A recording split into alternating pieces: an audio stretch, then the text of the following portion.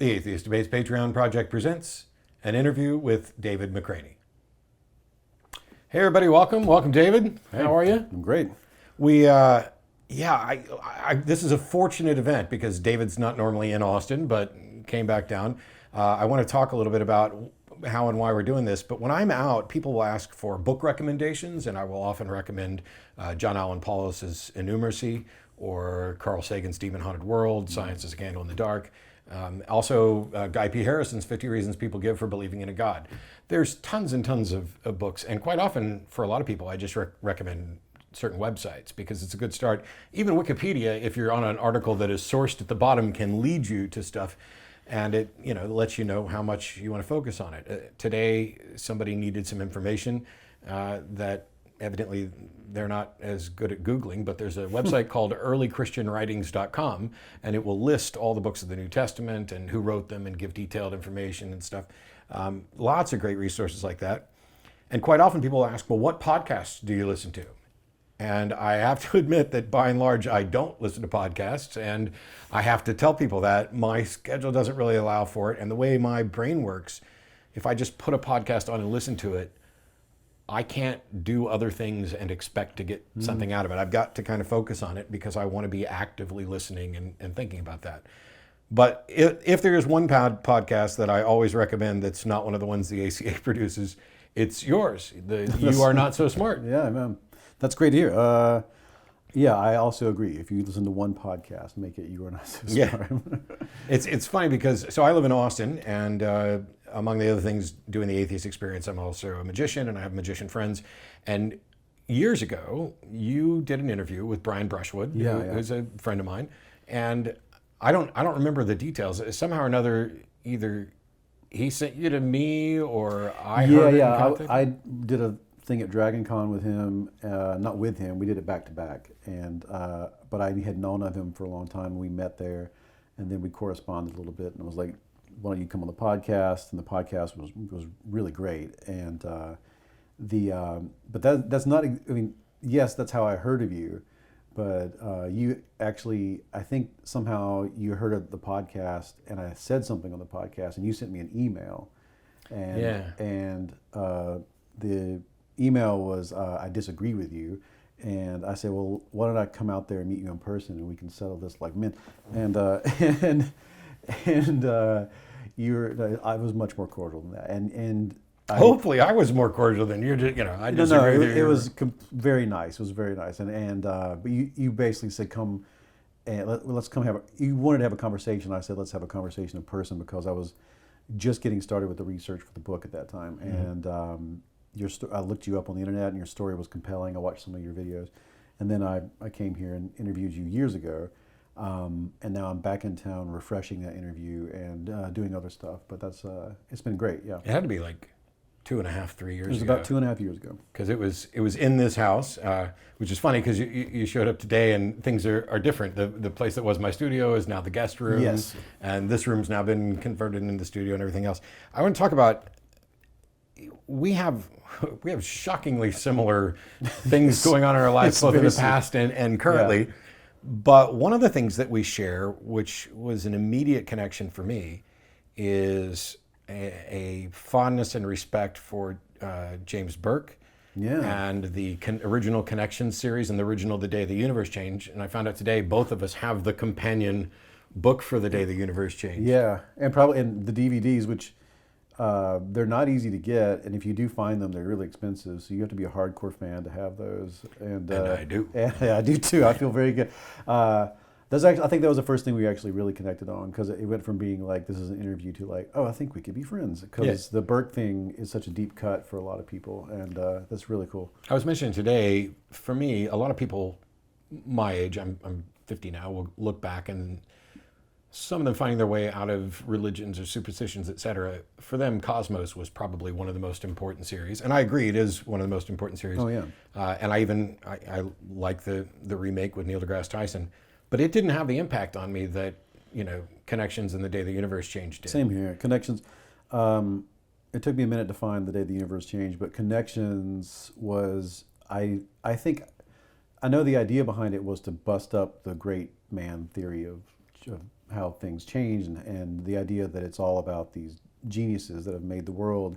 And he introduced these, like, all these chaotic systems, and how people are being moved around and motivated by often very base goals that accidentally turn into great big social changes. And how can I till my field better, and it leads to or, GPS navigation. Or I just want to get rich, and that leads to the carburetor, that leads to the interstate highway system. And it was just being able to see history in that wide view and see human nature in a different way. He starts with do you know what this is?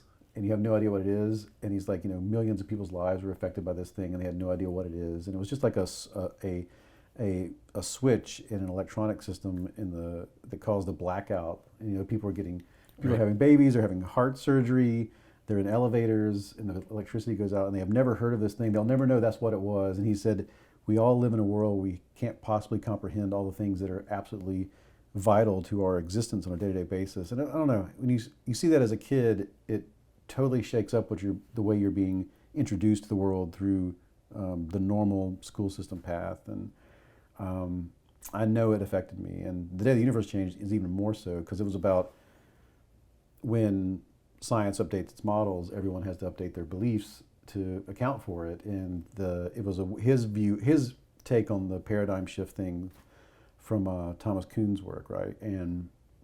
But his take on it is just one step higher, and I don't know, he's just the best.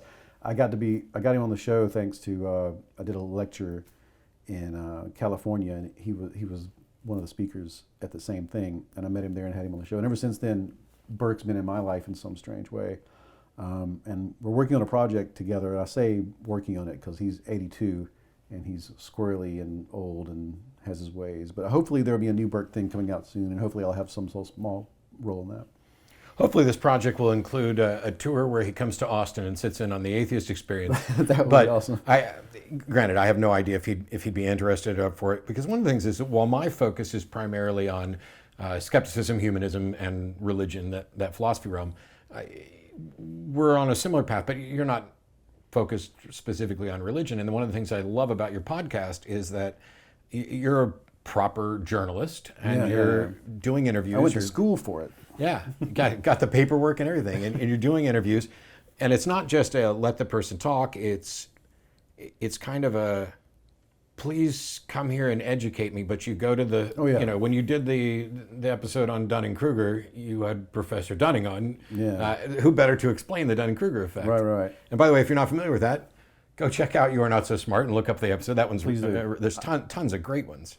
Yeah, I always try to go to the original source if I can, and try to talk to the world's leading expert if I can. And I always take you're trained to do this as a journalist, but I always try to take the role or the perspective of the learner and just the person who's curious. And I don't try to take on the expert role in any of these situations. So usually I'm reporting something that I'm curious about. Right. And in the course of understanding it, you get to ride along. And that's how the podcast is usually presented.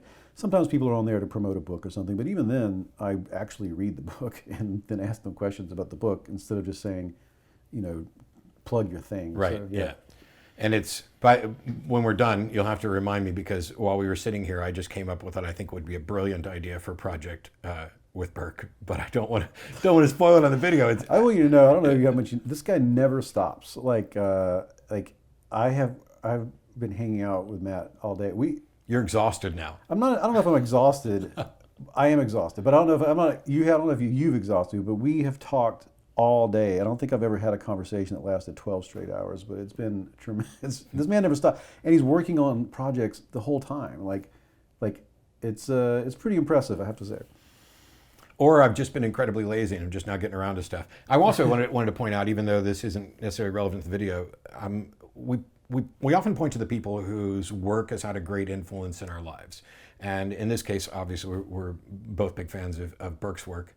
I have, and it pops up everywhere. There's a game on the PlayStation 4 called The Witness. It's a Jonathan Burke game. Yeah. And there are Jonathan Blow. There are videos of James Burke in the video. It's kind of an Easter egg in there, along with some others, and along with some that I really kind of took exception to, because it's not like he was promoting skepticism. But I came to Connections and The Day the Universe Changed through a friend of mine who lives in Kentucky. His name's Ben. He's the husband of one of my best friend's sisters, and now we've been friends for years. He's one of the most brilliant people I know, and he just had him on VHS, and I was basically living at their place and bored, wanting something to watch, and just popped it in, and I was absolutely captivated. Oh, okay, yeah. And Ben was just like, "Yeah, that's good stuff," and just let me just sit there and absorb it. Yeah. Now, when we'll put links in here for the podcast, but you came down and you and I sat down and had a conversation. And you were starting to work on a book, and we're getting closer and closer to that coming to fruition. Yeah, I just switched. The publishing world can be like the movie world sometimes, so something can be kind of like in the book version of development hell. So, the book is finished, but the publisher I was with has changed. Things have changed hands in the publishing world. I'm with a new publisher. I'm now with Penguin.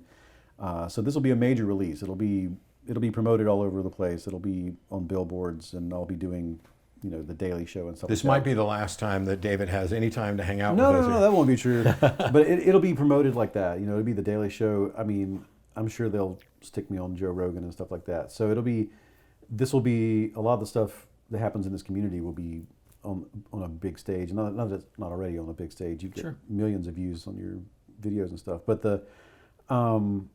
it'll be a very mainstream audience for this book, and What's the gist of the book? The book is about how people do and do not change their minds, and how to change people's minds, if that's even a thing. That seems like a really simple pitch, but as I started working on the book, I quickly learned that there's not a good answer for any of those questions in science, and there are many different silos that have different opinions. The very phrase "change your mind" can mean so many different things. It doesn't even translate in some languages. There are cultures that do not have that phrase at all.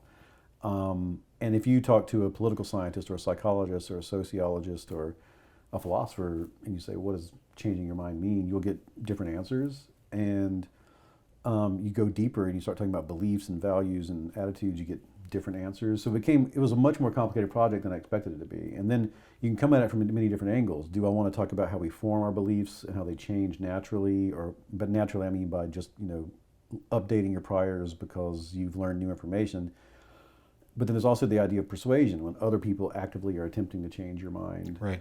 And then there's the idea of giant social changes, where if you poll people and you get public opinion about an issue in a very short period of time, like a decade or less, the people can do a complete 180 on an issue. And how does that happen if nobody was actively persuading them, like face to face? So that was really where I'd started with the book, because the thing that had most fascinated me, the thing that made me want to know more, was I had seen a poll that it was as the lead up to the Supreme Court decision on same-sex marriage. United States opinion on same-sex marriage was 68% opposed 12 years ago, and now it's 68% in favor. And it's just like completely a flip. And I had thought like 68% of the people in this country could get in a time machine and go back and talk to themselves from 12 years ago, and they would disagree.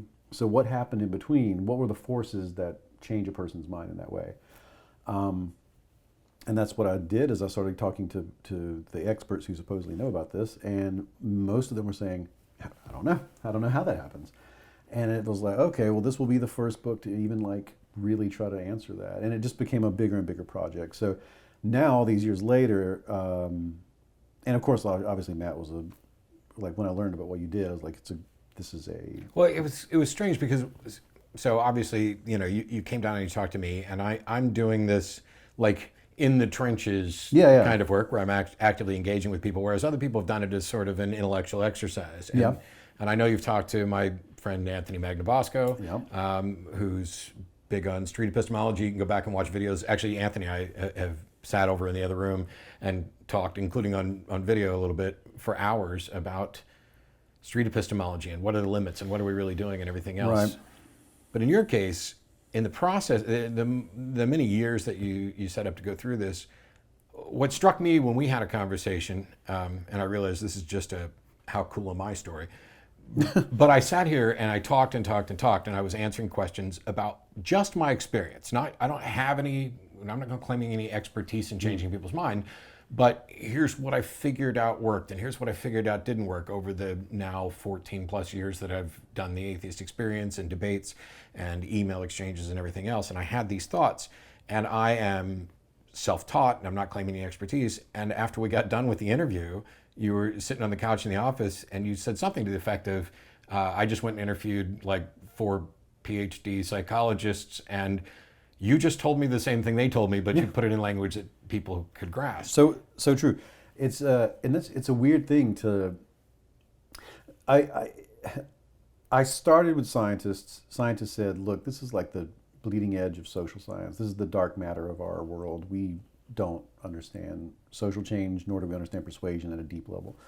And I knew that, like, well, I have to go somewhere else first. And I started talking to people like yourself, activists, and then people who had had like drastic changes of mind. I talked to people like who had left Westboro Baptist Church, left cults, former 9/11 truthers, that sort of thing, and even people who were like vehemently like anti-LGBT, like, and now are not. And then I took what they told me back to the science and said, "What is this? Is there any precedent for this? Do you have a terminology for what I'm looking at?" And it started to emerge then that there were little bits and pieces, but it was siloed, and that's the kind of a weird thing. Well, this happens a lot in science journalism. You'll discover that what you're talking about is siloed, and they don't even know that the other people are working on the same thing, and you have to synthesize it in some way. And that's, a lot of times they first meet like in an article or a book.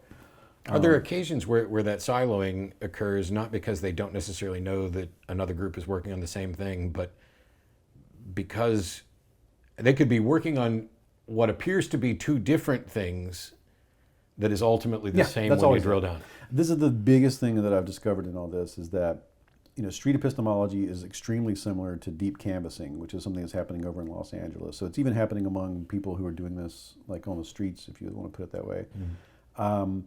But both of those are also similar to motivational interviewing, which is similar to cognitive behavioral therapy, which is both use tenets from the elaboration likelihood model. I could keep it's not surprising, because what we're really talking about is, what do I think? How passionate am I about it? What's likely to affect my position to either change it or take action? Yeah, and when you first attempt that as a layperson or as a scientist who's like, let's come up with an initial hypothesis, people always do the wrong thing first, or the thing they think will work first doesn't work, and some people will just throw up their hands and say, well, people are unreachable. And those are the people within my world that email and say, why are you wasting your time talking to religious people? they can't, they're too stupid, they can't reason their way out of this, you're wasting your time. And yet we have thousands of emails from people, and I've met probably hundreds, if not thousands of people who's changed their mind because of what's happened on the shows or the debates. I mean, that's what you said to me in that first email, because I think I had offhandedly said something like that in one of my shows. Like, I don't think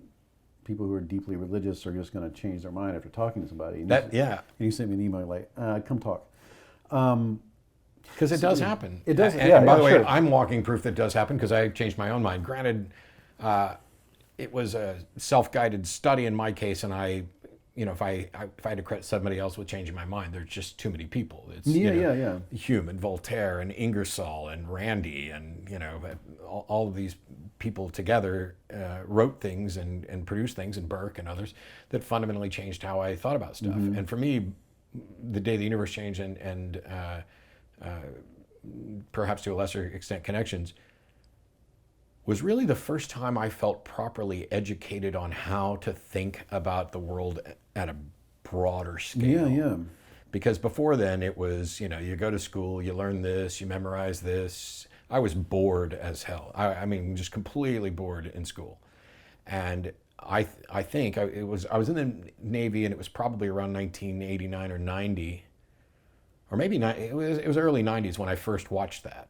And so I was, 20-something, and finally felt properly educated on how to think for the first time ever. The first line in the book version of it, and it's also kind of the first line in the show, is I forget, he may be Kierkegaard. He mentioned some philosopher, but he's like, people like to make fun of people people often make fun of people from a previous era who thought that the sun revolves around the earth. But like, if you're standing there and you're watching it day by day, what else are you going to think? I mean, like, your evidence is limited to the tools at hand, and if you're just watching it, it looks like this is happening. And he's like, that's how he starts. And he's like, when you gain the tool to see to get the better evidence, it necessarily you have to update your model of reality to account for it, and that's what he calls the universe changing. And so each time a better tool has come along, or a better method has come along, or enough anomalies have accumulated in an old model, the new model accounts for the anomalies. The new tools give you more information that creates more anomalies, and you have to update the entire model. And so for the people living in between those two eras, they have to choose to believe the old ways and the new ways.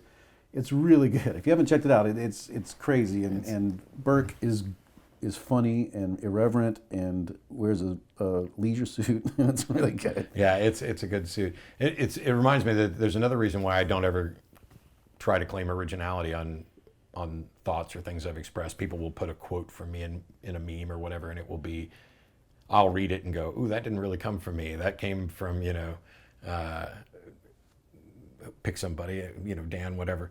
But I just realized that there's a thought in the middle of my magic show about skepticism, about judging people from the past who fell for things like the Cottingley fairies when I'm talking about that, and realizing that you would have fallen for the same thing. You grew up in a world where there's Photoshop, and that fundamentally changes how you're going to look at image alteration. Whereas when the Cottingley fairies occurred, images were new, let alone image alteration. Yeah, we construct our. I'm not telling anyone watching this anything new. We construct our beliefs from the material at hand. Yeah. And riding on the shoulders of giants. Yeah, of course. Now, as you went through and researched this, there were a couple. There's a few things I want to get to before we run out of time. Sure. One is that you, and some of these exist in previous podcasts. Like you were in a church as a journalist recording, and they were kind of an anti-gay marriage church. I mean, it was a Baptist church, and they were having. This was when the Supreme Court was. It was becoming very clear they were about to make a decision on same-sex marriage. So they had a revival, like a spontaneously, like not spontaneous. They planned it a bit, but they had a revival for like Monday, Tuesday, Wednesday, Thursday. That was just an anti-same-sex marriage, like conference, and pastors from a couple different cities in the area. This was in Mississippi. They came to that church, and each one did a different sermon every day by a different pastor. And so I went to it, and I sat in the back pew, and I'm taking my notes, and I'm wearing plain clothes, not a Matlock suit like this. And I thought I was pretty hidden, but at some point, one of the pastors said that, now don't let anybody tell you that Jesus would have suffered the sinners, the gay sinners, and he would have been against this. He wouldn't love these neighbors, something to that effect. And he goes, "Did you get that down, Mr. Reporter?" And he yelled that, and I heard the echo on the wall. And I remember being like it was the record scratch, and I was like, "Ooh, okay, he knows I'm here." After the sermon, though, I went up and said, "Okay, obviously you called me out. Can we sit down and have a proper interview?" And he said, yeah, he was actually eager to do it. And I went down into the basement of this church, and all the other pastors came. And if I remember, it was 1, 2, 3, 4, 5. So it was 6 pastors and me. And I'm in the corner, and they're kind of flanking at all angles. And there's a big, mega desk for the main pastor. And I was there for 2 or 3 hours, and they laid out why they were opposed to same-sex marriage, why they were opposed to just anything LGBT at all. And I recorded all of it, took notes, and it's in the book in some way. Some of what happened there is on the podcast, because the story I was chasing there was that there were people like the Human Rights Campaign who are attempting to change attitudes in the Deep South about same-sex marriage. It's a very difficult task. So how are they going to go about it, and is it working? And anyone who's trying to change people's minds at a grand scale like that, especially in a difficult place, that was worth exploring. And they were using ad campaigns that were attempting to ignore what they call the clobber passages, and to elicit people's emotional response by showing fathers accepting gay sons, showing people in the military who are gay, and they're really attacking it from the masculinity side of things, and showing mothers saying how the happiest moment of their life was when their husband hugged their son and said, "I accept you." Then they put those out as commercials, and they really did, at least in their internal polling, have a pretty big effect. So I took all that to those pastors and said, "What do you think?" And I heard a lot of strange things, and I heard a lot of strange things about what their actual fears were about everything. They had a very, it was almost a conspiracy theory kind of thing. The long story short of it is they told me they were worried that the Muslim world was outbreeding, that they thought that they were having more babies there per couple than they were in the United States, that if same-sex marriage was to become legal, that the institution of marriage would fall, people would stop marrying, they'd just live together, and they'd have lots and lots of partners, and they wouldn't have any more kids, and then eventually the Muslim world would have enough people to take over America. That was, every pastor there said that was their sort of like long-term fear, and so they felt like the best way to head that off was to prevent same-sex marriage from becoming law. And how much better would the Human Rights Campaign have been able to target ads if we'd have understood this kind of ridiculous fear of a Muslim planet thinking that was going on, to show that, you know, they're not entirely wrong in the sense that marriage is somewhat on decline. People are on decline. People are getting married later or not. It's, you know, and polyamory is on the rise and things like that. The institution and the category is evolving and changing, sure, yeah. And the whole world changes, but people still have sex, people still have kids. They I haven't looked at the statistics, but they may be having kids at a slightly diminished pace. Sure. But at the end of the day, there's another aspect to this where if you are essentially a fundamentalist Christian representing fundamental Christianity, and it needs to be opposed to the LGBT rights and same-sex marriage in order to provide a barrier against Muslims outbreeding us, it would seem worthwhile to point out to them that if their attitudes towards the LGBT community renders their church irrelevant, that even if marriage were to pick up and people were to continue having kids, the Muslims would still be outbreeding the Christians because there would be fewer Christians, at least of their denominations, just because they've run everybody off. It speaks to what you're talking about here is something that has come up in, I mean, this is where my investigation in this book really landed, is that, and you see this in a lot of the rhetorical techniques like motivational interviewing, street epistemology, deep canvassing, therapy, even in some of the more modern therapy techniques. You know, what people tell you their reasons are for their claim are not, they don't have access to that, the actual motivation behind their thoughts, feelings, and behaviors. So what they tell you is a reasonable guess. You know? They have an expressed motivation that may or may not map to what they really think or why. Yeah, and reasoning is coming up with reasons for what you think, feel, and believe, and they may not be the actual reason. And if you engage people at the level of that space, you're engaging at the level of justifications and rationalizations, and you're not engaging at what is the true drive or motivation, psychologically speaking, behind what is coming out of their mouth and what's going through their head. And so to alter the downstream conclusion that they're coming to, you have to work as close upstream as you can to what's motivating it. In that case, they're saying all sorts of stuff about Muslims outbreeding people, but that has nothing to do with what's actually driving their fears. And probably even those who actually have that as a motivation have never seen or evaluated good data to show that whether or not that's what's happening. Yeah. This is something that they heard from the other pastors that they're with, and they view the world fundamentally as a ground for spiritual warfare. And so they view the United States and the West in particular as a Christian country, and they're worried about the takeover from Muslims as well. There was something you said earlier that I wanted to make sure we touched on, and that was a distinction between beliefs, values, and attitudes. And we were at dinner earlier, and when he talked about, on the atheist experience, it's tell me what you believe and why. Mm-hmm. And I stick with a fairly generic philosophical definition of belief, where a belief is the acceptance of a proposition. The sky is blue is a proposition, and do you accept it? And that's whether or not you accept it as true or likely true is independent from your reasons. And it's also distinct from how strongly you are convinced to that. But you brought into, at dinner, we were talking about this, and you brought up this distinction between beliefs, attitudes, and values, and this is coming from a more psychological perspective. So I wanted to hear what that was. That was really difficult. It took me a while to like break into what was so challenging about making sense for that to me, to the reader, to other people I was interviewing, and it's because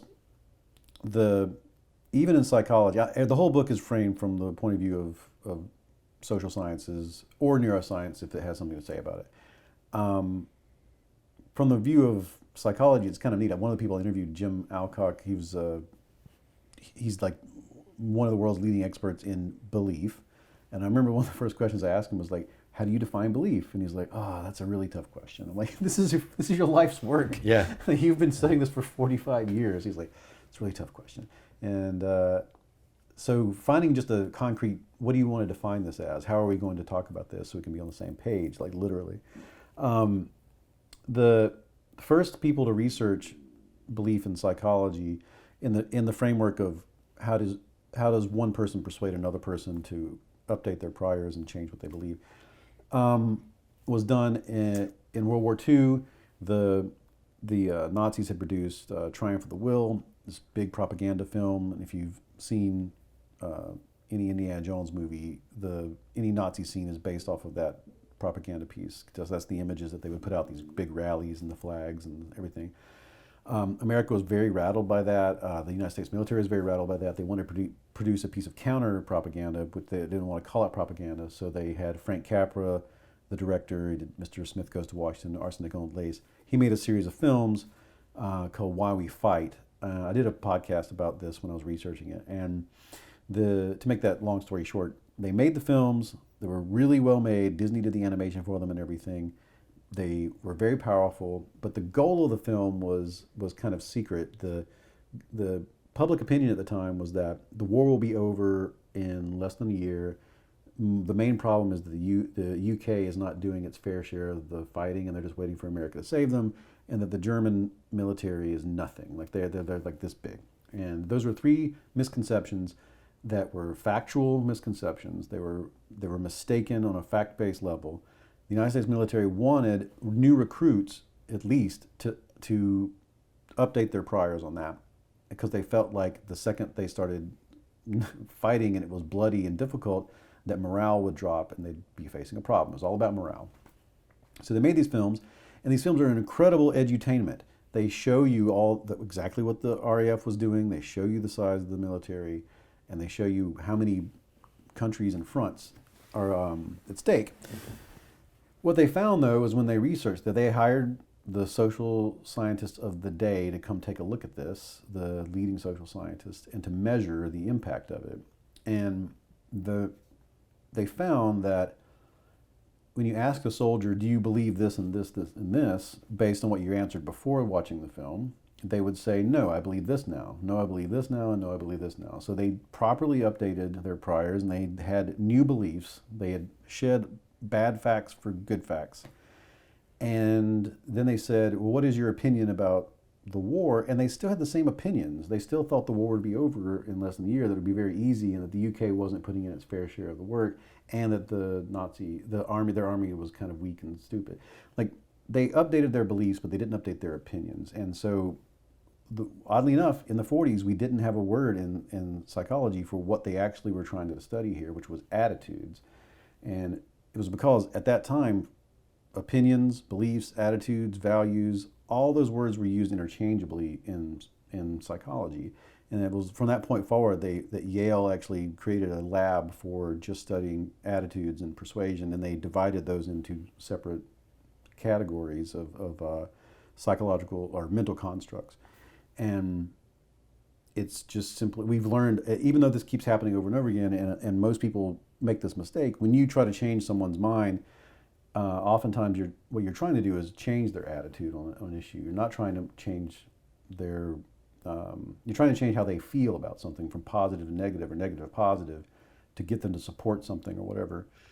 And the way people approach that is to try to dump a lot of facts on them or try to get them to update their beliefs. Yeah. And you can successfully do that, like at 100% success rate, and not change their attitude whatsoever, because they're just cherry picking the facts out there so that they can have beliefs that will support their attitude. And if you wipe the slate clean, they'll just do it again, because the attitude's more important than anything, and the beliefs are disposable.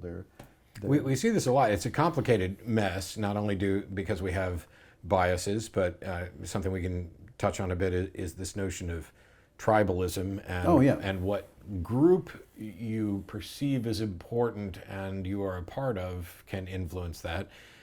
In addition to that, one of the things we kind of already touched on is this notion that you don't necessarily always have access to the true reason that you hold a perspective.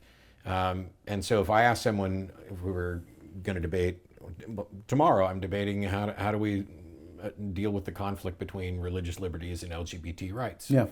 I have some pretty simplistic, straightforward thoughts on it, but it's going to get more complicated than that. So if somebody said, "Oh, I don't agree with same-sex marriage because of A, B, and C," and if you show them that A, B, and C is wrong, that doesn't mean that they've changed their mind about same-sex marriage. And sometimes you'll get D, E, and F as an attempt to provide some rationalization to maintain. And we also know that people will, even when they've been shown factually wrong, because they've publicly committed to an idea, they're now not only less likely to change their mind, they may believe it or be convinced even more strongly after being shown to be wrong.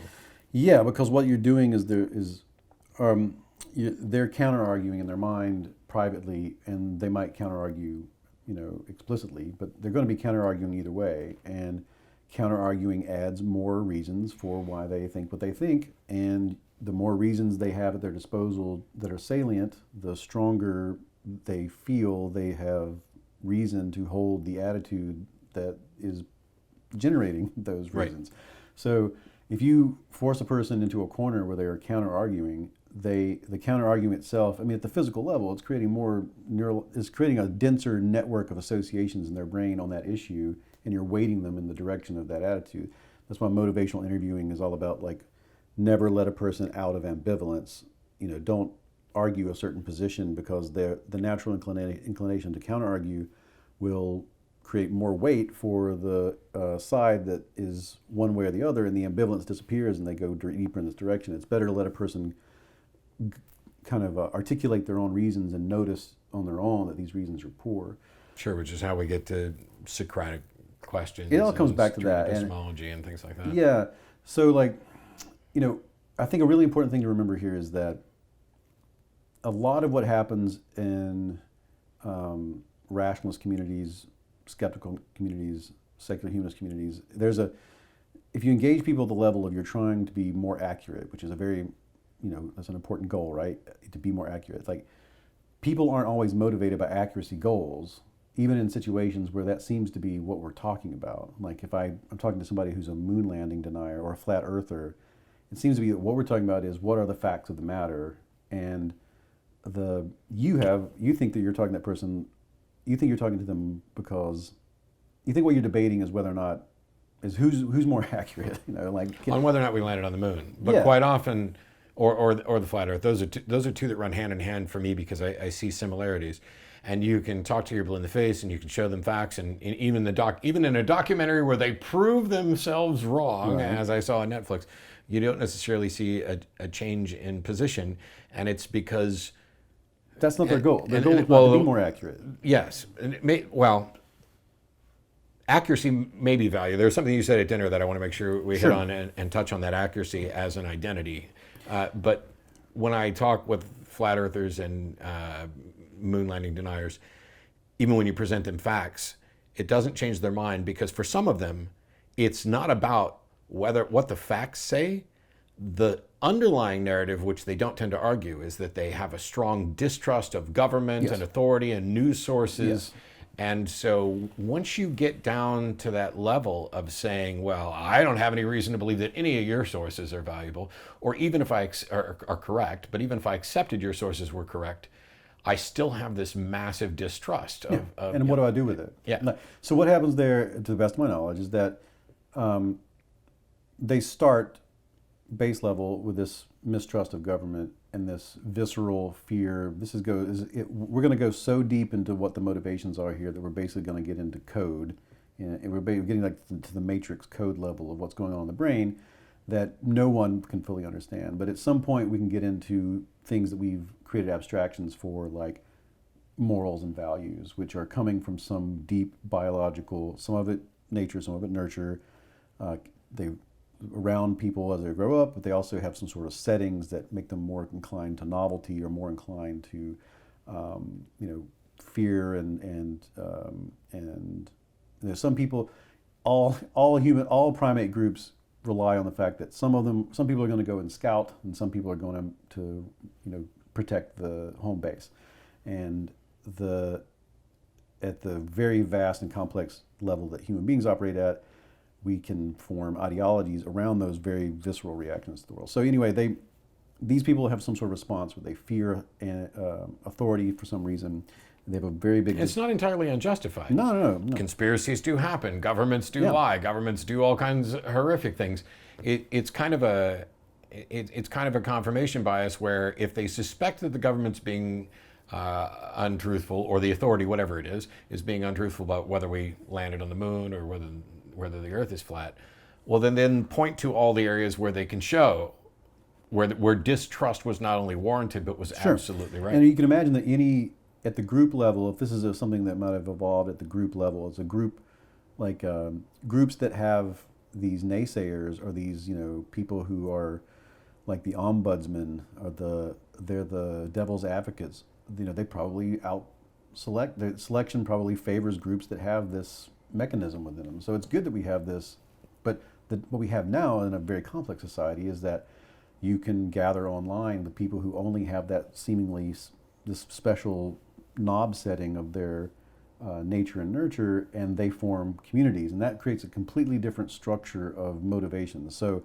now you're not only being motivated by your natural distrust of the government, you're also being motivated by these desires to not be ostracized by this community that has now become the group to which you feel all these primate emotions toward. That this is where you feel belonging, this is where you get your nits picked, this is where you get your social support network is built into this now.